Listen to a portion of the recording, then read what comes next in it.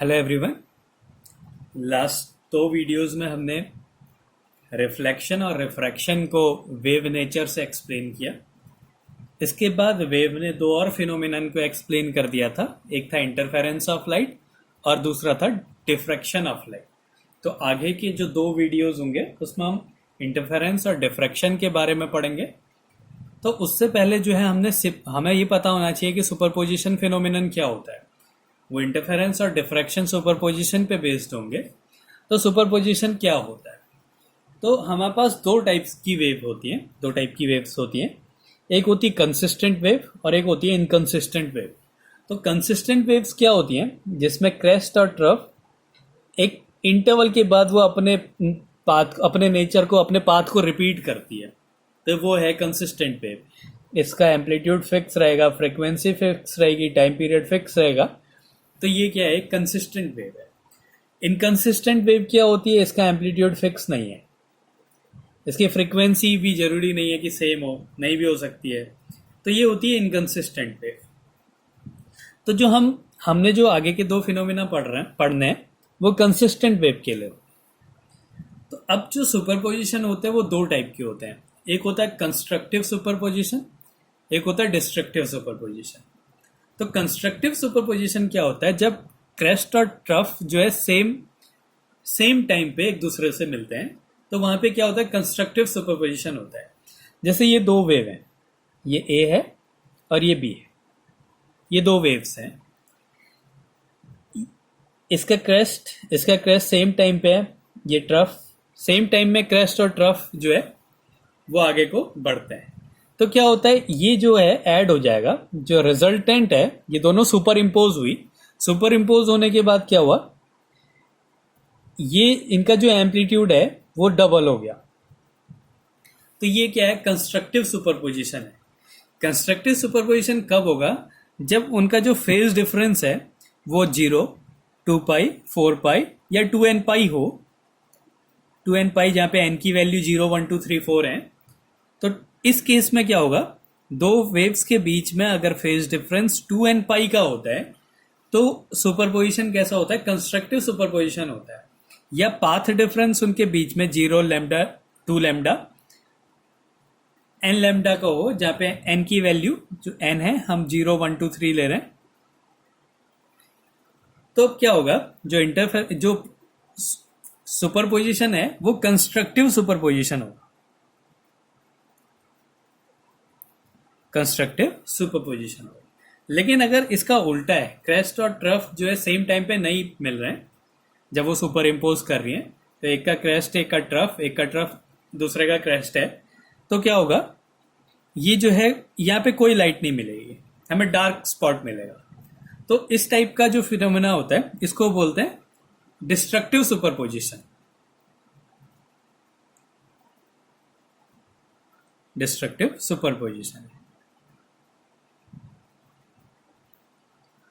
तो constructive superposition में हमें ब्राइट फ्रिंज मिल रही है, एक ब्राइट पोर्शन मिलेगा, और डिस्ट्रक्टिव सुपरपोजिशन में हमें डार्क दिखेगा, वहां पे कुछ नहीं होगा, डार्क होगा। अब डिस्ट्रक्टिव सुपरपोजिशन कब होता है? जब फेज डिफरेंस पाई, 3 पाई, 5 पाई या 2n-1 पाई का हो। तो फेज डिफरेंस, तो क्या होगा? जो सुपरपोजिशन होगा वो डिस्ट्रक्टिव सुपरपोजिशन होगा। यहाँ पे हम n की वैल्यू 1, 2, 3, 4 ले रहे हैं। अब path difference lambda by 2, 3 lambda by 2, 2n-1 lambda by 2 है। तब क्या होगा? जो सुपरपोजिशन है वो डिस्ट्रक्टिव सुपरपोजिशन होगा। वहां पे दो वेव्स अगर सुपर इम्पोज कर रहे हैं तो एक डार्क होगा, वहां पे कुछ नहीं होगा। फिर अगला होता है कोहेरेंट सोर्सेज। कोहेरेंट सोर्सेज क्या होता है? ऐसे सोर्स जहां पे क्रेस्ट और ट्रफ जो है सेम टाइम पे मिले, सेम इंस्टेंट पे, एक ही इंस्टेंट पे वो एक ही पोजीशन पे हो, तो वहां पे क्या होता है? वो ऐसी वेव्स को हम बोलेंगे कोहेरेंट वेव। ऐसी दो वेव्स जिनकी फ्रीक्वेंसी, वेवलेंथ, एम्पलीट्यूड सेम हो, उनको बोलते हैं हम कोहेरेंट वेव्स। अब कोहेरेंट वेव्स कब होती है? जब उनका जो फेज डिफरेंस है वो 0, 2 पाई, 4 पाई या 2n पाई, मतलब जो कंस्ट्रक्टिव सुपरपोजिशन हम ले रहे हैं, ये कोहेरेंट वेव्स के लिए है। इसमें क्या है कि फ्रीक्वेंसी जो है वो सेम होनी चाहिए। दो वेव्स की फ्रीक्वेंसी अगर सेम है तो वो कैसे सोर्सेज होंगे? कोहेरेंट सोर्सेज होंगे। और वो वेव्स कैसी कहलाती है? कोहेरेंट वेव्स कहलाती हैं। ये काफी यूज होंगी, कोहेरेंट वेव इंटरफेरेंस में हम काफी यूज करेंगे। अब कंस्ट्रक्टिव सुपरपोजिशन में जो रिजल्ट मिलता है हमें, या कोहेरेंट वेव अगर हमारे पास है, मतलब उनका अगर फेज डिफरेंस 2n पाई और पाथ डिफरेंस n लैम्डा का है, तब क्या होगा? n लैम्डा का अगर पाथ डिफरेंस है तो क्या होगा? वो वेव्स कैसी कहलाती है? कोहेरेंट वेव कहलाती है। उसमें क्या होता है, जो एम्पलीट्यूड होता है वो डबल हो जाता है। ये a है, माना इसका एम्पलीट्यूड a1 है, इसका एम्पलीट्यूड a2 है, तो यहाँ पे एम्पलीट्यूड क्या हो जाएगा? a1 प्लस a2 हो जाएगा। और जो उनकी इंटेंसिटी है वो 4 टाइम्स हो जाती है। जो इंटेंसिटी होती है वो एम्पलीट्यूड के स्क्वायर के डायरेक्टली प्रोपोर्शनल होती है। तो एम्पलीट्यूड डबल हो जाएगा और इंटेंसिटी क्या हो जाती है? 4 टाइम्स हो जाती है। तो ये है सुपरपोजिशन फिनोमिनन, कंस्ट्रक्टिव सुपरपोजिशन, जब क्रेस्ट और ट्रफ एक इंस्टेंट पे एक पोजीशन पे हो। और डिस्ट्रक्टिव क्या होता है? जब ऑपोजिट है, एक का क्रेस्ट है तो दूसरे का ट्रफ मिलेगा, तो वो डिस्ट्रक्टिव सुपरपोजिशन होगा। कोहेरेंट सोर्सेज क्या होते हैं? ऐसे दो सोर्स जिनकी फ्रीक्वेंसी, वेवलेंथ, एम्पलीट्यूड सब एक जैसा होता है, वो कोहेरेंट सोर्सेज कहलाती है और ऐसी वेव्स को कोहेरेंट वेव कहते हैं। अब अगर हम दो अलग अलग सोर्सेज से कोहेरेंट वेव्स बनाना चाहें तो ऐसा पॉसिबल नहीं होता है। Any two sources of light can never be coherent. तो क्वेश्चन भी पूछा जाता है कभी कभी, any two sources of light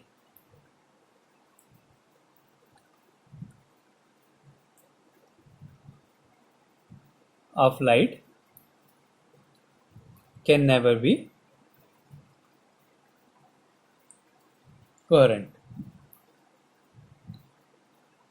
Explain. तो जो दो सोर्स होते हैं, अलग अलग सोर्सेस, लाइट के अलग अलग सोर्स कभी भी कोहेरेंट नहीं हो सकते हैं। ऐसा क्यों होता है? देखो, जो वेव्स होती हैं वो बहुत सारे इलेक्ट्रॉन्स के वाइब्रेशन से बनती है, जिसकी अपनी फ्रीक्वेंसी, वेवलेंथ होगी। जो लाइट है वो बहुत सारे इलेक्ट्रॉन्स के वाइब्रेशन से बनती है, जिसकी अपनी अपनी एक फ्रीक्वेंसी होती है। और जब हम वहां पे एक वेव बोलते हैं, वो एक पर्टिकुलर वेव नहीं है, बहुत सारी वेव्स का कॉम्बिनेशन है, या उस वेव में बहुत सारे इलेक्ट्रॉन्स के वाइब्रेशन का मीन लिया जाता है। तो एक इलेक्ट्रॉन वाइब्रेट कर रहा है, एक दूसरा इलेक्ट्रॉन वाइब्रेट कर रहा है, मतलब मिलियंस ऑफ इलेक्ट्रॉन्स यहाँ पे वाइब्रेट कर रहे हैं। वैसे ही बहुत सारे इलेक्ट्रॉन्स यहाँ पे वाइब्रेट कर रहे हैं। यहाँ पे हर एक इलेक्ट्रॉन की अपनी एक फ्रीक्वेंसी है, तो उसकी एक मीन फ्रीक्वेंसी हमने ले ली। ऐसे ही यहाँ पे भी बहुत सारे इलेक्ट्रॉन्स है, उनकी अपनी अपनी फ्रीक्वेंसी है और हम उसकी एक मीन फ्रीक्वेंसी ले रहे हैं। तो इसकी फ्रीक्वेंसी से बिल्कुल मैच करे, ऐसा पॉसिबल नहीं होता है। इसलिए दो अलग अलग सोर्सेज कभी भी कोहेरेंट नहीं हो सकते। तो इसको लिख देते हैं, in each source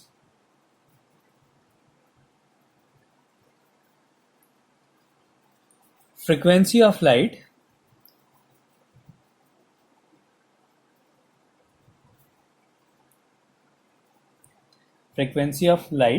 is mean frequency of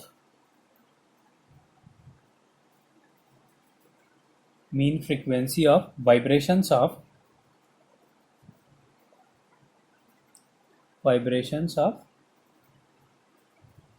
million of electrons having individual frequencies.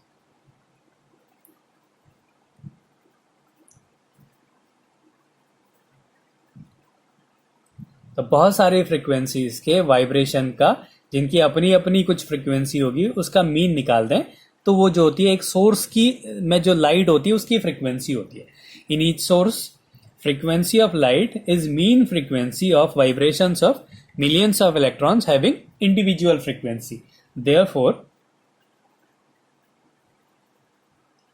probability that it will exactly match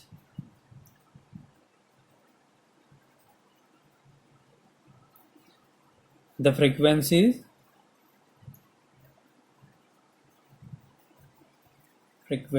of other source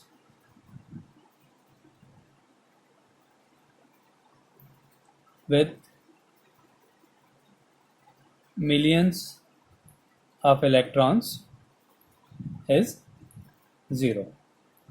तो इसकी मीन फ्रीक्वेंसी, इसके बहुत सारे इलेक्ट्रॉन्स की मीन फ्रीक्वेंसी का मीन निकाला, इसमें बहुत सारे इलेक्ट्रॉन्स की फ्रीक्वेंसी का मीन निकाला, तो ऐसा पॉसिबल नहीं होता है कि इसके जो फ्रीक्वेंसी हो इसकी फ्रीक्वेंसी से एग्जैक्टली मैच करे। इसलिए दो जो अलग अलग सोर्सेज हैं वो कभी भी कोहेरेंट नहीं हो सकते।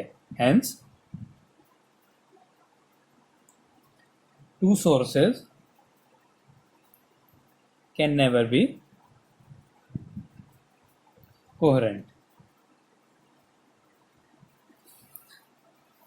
तो ये था सुपरपोजिशन और कोहेरेंट, और जो दो सोर्सेज होते हैं अलग अलग वो कोहेरेंट नहीं हो सकते हैं।